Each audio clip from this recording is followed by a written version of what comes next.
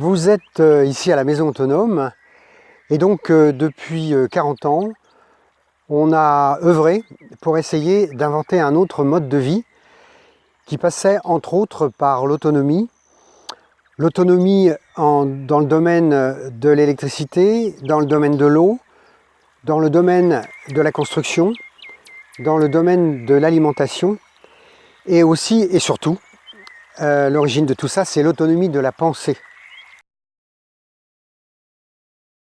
Ce qui est intéressant, c'est que je suis professeur d'éducation physique, démissionnaire de l'éducation nationale, donc je n'ai pas de compétences particulières et ce que j'ai fait, c'est à partir de connaissances pratico-pratiques. Et ce qui est intéressant, je pense, c'est que ce qu'on a fait, beaucoup de gens peuvent le faire. Et à l'avenir, il faudra certainement se débrouiller par soi-même. Et donc, on a mis au point un certain nombre de constructions, d'élaborations, et on en a fait une manière de recevoir les gens et de discuter à partir de choses très concrètes.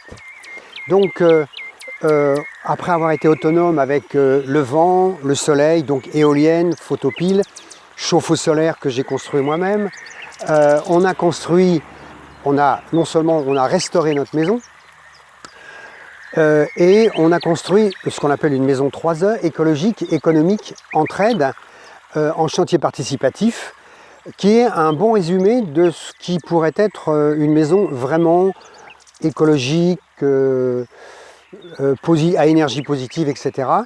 Ensuite, j'ai construit une maison à 10 000 euros.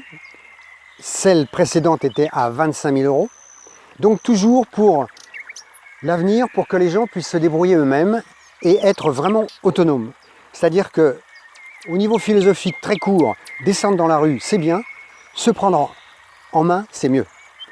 Et donc cette maison, elle est en paille, elle est en terre, toujours avec des chantiers participatifs, donc on a fait œuvrer la solidarité, et elle revient à 10 000 euros, et c'est paradoxalement une architecte qui l'habite, qui a quitté ses études d'architecte parce qu'elle n'avait rien à y faire. Voilà en gros ce qu'on a fait.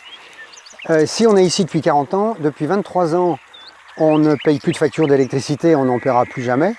Et depuis 43 ans, on ne paye plus de facture d'eau. On paye très peu d'alimentation. En plus, on a créé une des premières COP bio, mais on a un jardin qui est productif et on a aligné notre alimentation sur la production de notre jardin. On est également, et c'est très important, autonome en épuration et on reçoit beaucoup de monde. On a reçu 60 000 personnes. Dans une semaine, je reçois 45 ingénieurs et je pense que ça y est, au bout de 40 ans, les hommes techniques que sont les ingénieurs, les architectes, je ne parle pas des médecins parce que là il y a encore du boulot, mais tous ces gens-là comprennent maintenant avec beaucoup de retard qu'il va falloir complètement changer à la fois les projets, les méthodes et faire en sorte que ce soit le peuple qui se prenne en main. Alors ce que je peux transmettre, c'est au-delà d'une réflexion globale, je peux transmettre comment être autonome en énergie. L'éolienne que nous avons, c'est une éolienne Pigot, c'est un ingénieur qui a mis en open source les plans, qu'on peut retrouver partout, des stages éoliens. Donc on sort avec une éolienne, une personne avec 10 personnes, on fait une éolienne. Comment on installe des photopiles, les éléments intermédiaires entre les photopiles et les piles, les batteries. Après, ce qui me semble très important, c'est que chacun calcule sa consommation. Donc là, on touche carrément le problème philosophique. Est-ce qu'il faut tout ça pour être heureux? Donc on parle de la sobriété heureuse. Alors retirer le bonheur, c'est pas la peine d'être sobre. Nous, on est sobre et heureux. Et on fait chier personne. C'est ça qui est intéressant. Avec notre mode de vie qui consomme, on emmerde le monde entier.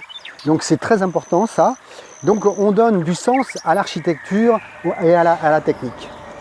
Alors, au-delà de ça, on est autonome en eau, on valorise l'eau de pluie, donc c'est gratuit. Et ensuite, avec des citernes. Je vous dis ça très rapidement, hein, parce qu'il faut au moins 2-3 heures pour parler de l'eau. On parle également de l'épuration, la séparation des eaux fécales des eaux grises, puisque aujourd'hui on met tout en même temps, donc ce qui est un problème insoluble, qui n'est pas résolu. Donc toilettes sèches, compostage, puisque les toilettes sèches nous amènent directement à la terre, puisque nos déchets sont des ressources. Et à propos de ça, on ne peut pas ne pas parler de la santé. Quand on parle de l'habitat, quand on sait que l'intérieur des maisons est encore plus pollué que l'air extérieur, on peut parler de l'habitat sous le domaine, sous l'angle de la santé.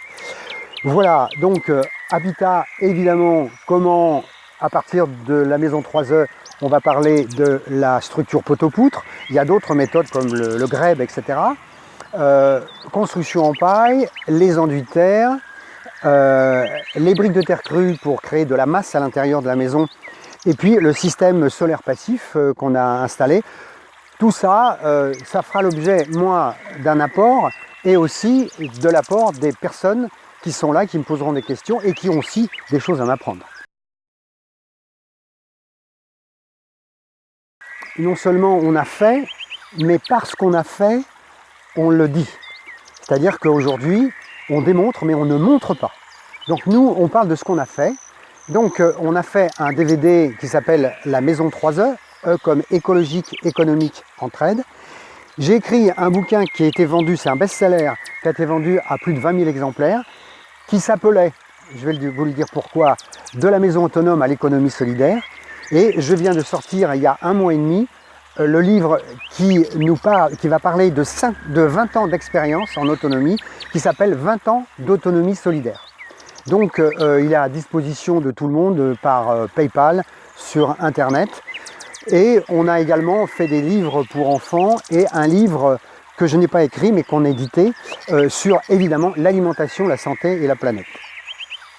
Et un livre sur le compost, excusez-moi, qui est très important, comment faire un compost à partir des toilettes sèches sans aucun problème sanitaire.